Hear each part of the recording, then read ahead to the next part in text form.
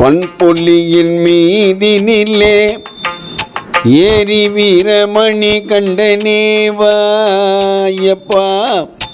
வீர விளையாடல்களை பாட வாணி தடை கூறவில்லை.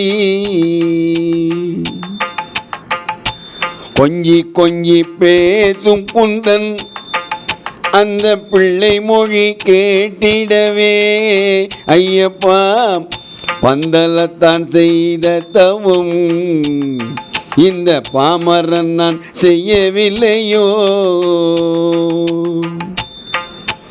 வில்லும் அம்பும் கையில் எதற்கோ அந்த மாவரை தான் வெற்றி கொள்ளவோ ஐயப்பா, வினைகளின் துயரங்களை வந்து வேட்டையாடி விரட்டி